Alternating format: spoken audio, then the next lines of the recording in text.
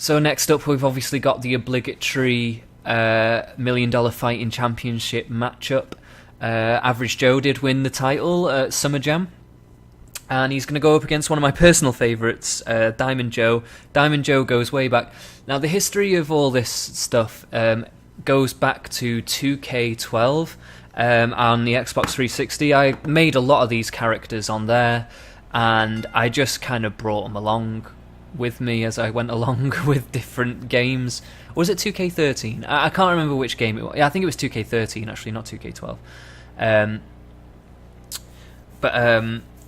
Yeah, you know, I just started building all this weird universe for myself, because I've never liked wrestling with the real wrestlers. I always just feel like if I wanted that, then I'd just watch wrestling. So, you know, like a fucking Average Joe. His stomach is so big, it's actually coming through the belt.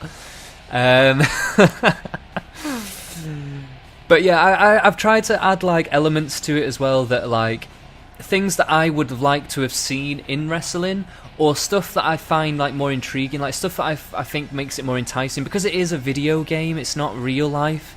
It means it's limited in a lot of ways. So,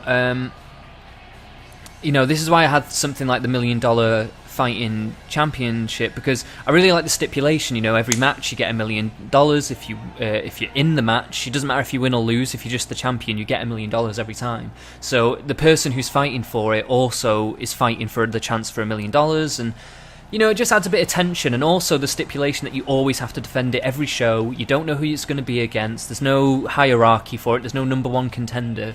You know, it could be a triple threat, it could be a battle royal, it could be anything. Like, you don't know what it's going to be. It could just be a normal one-on-one, you know. Like, I really wanted to have something that just was an exciting championship to have, and I really thought that was like an exciting like kind of concept. Fucking Diamond Joe, mate. He's so fabulous, the frame rate just drops as soon as he enters the ring. So, yeah, like, so yeah, a lot of these, Diamond Joe and Average Joe are some of the oldest characters in my kind of roster.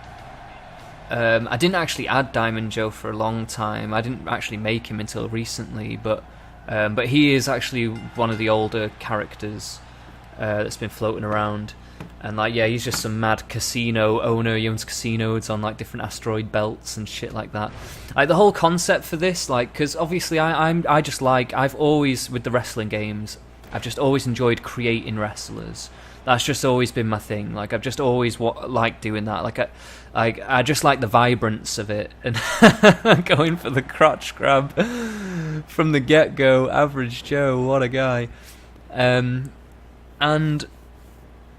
I just found it more interesting. So I kind of thought, like, I need an excuse as to why these people are yellow and blue and all different sizes and shapes and whatever. And I just thought, you know, it can be the IPWC, Interplanetary Wrestling Championship. The Intergalactic Wrestling Championship. Yeah. So that's the whole title.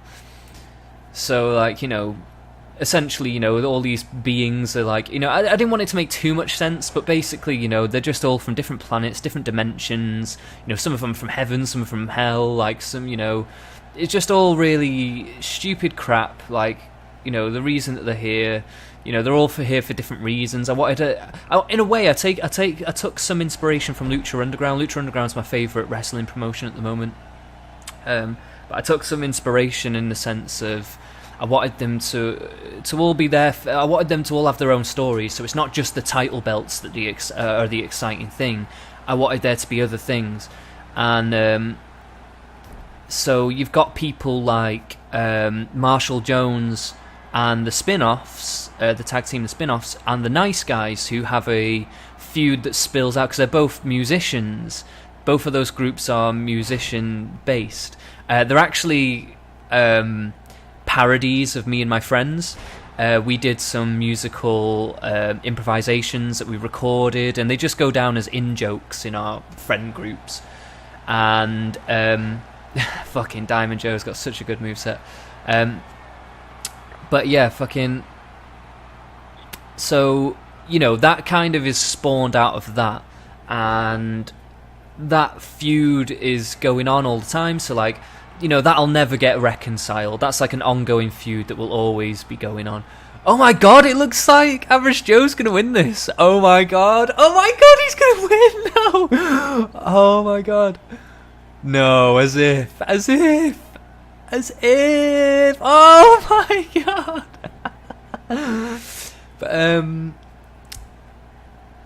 yeah, and then there's also the king and prince and the whole royal family thing. I will actually be making a queen. We've got Princess Betty. I think I might save making the queen for 2K17. But you know, there'll be a king and a queen. There'll be prince and princess, and that's it. And then the rest of the ones who are associated with the royal family are just kind of like nobility. But all the ones that are part of the royal family and stuff are usually created to be champions. Now, when I say created to be a champion, that means I did the moveset, I didn't just copy and paste it, like I did it all on purpose for a certain kind of reason.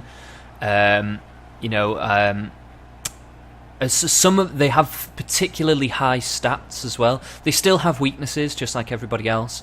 But there are certain, you know how those who play the game especially, which, you know, I would assume would be most of the people who are going to be watching this, will know that the stats system, you know, kind of how that works. You'll know that wrestlers have like stats, you know, it's like, you know, John Cena's like 98 or whatever the fuck he is. So like I fiddle around with all that, and like most of the wrestlers that are in this have huge, like, disproportionate problems with their stats. Like, I do that on purpose, so that they have strengths and weaknesses, as well as having like their legs weaker or something like that. You know, a lot of the big guys will have weak legs. Like, when I say big guys, I mean like the big, strong guys. So like Average Joe here, I think he has weak legs. If you can see, he has very skinny legs. So like he has weak legs but a really strong head. That's why I always give him the gimmick that he's got the hardest head in the business and all this stuff. So like, you know, there's different strengths and weaknesses. So if somebody got him in a figure 4 leg lock, he'd be fucked. Like, he'd be absolutely fucked. Like, if the king is modelled after Ric Flair, he's one of the couple of the royal family that, even though he's built to be a champion, he's just a copy and paste in his moveset. So if he hit him with the signature move of the shin breaker and then put him in the figure 4 leg lock, he's pretty much going to win. But the AI doesn't always go for that, which is, I find, kind of annoying.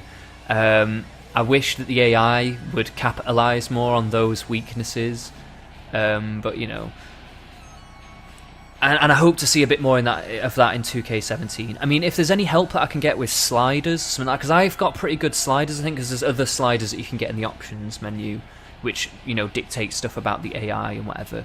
If anybody knows anything about how to make that more of a thing, then that'd be great. You know, if you can hit me up in the comments section, that'd be great. That'd be awesome. I mean, I'll do my own research on this, obviously, as well. But yeah, I mean, any help is just good help. But anyway, we'll get on to the next part.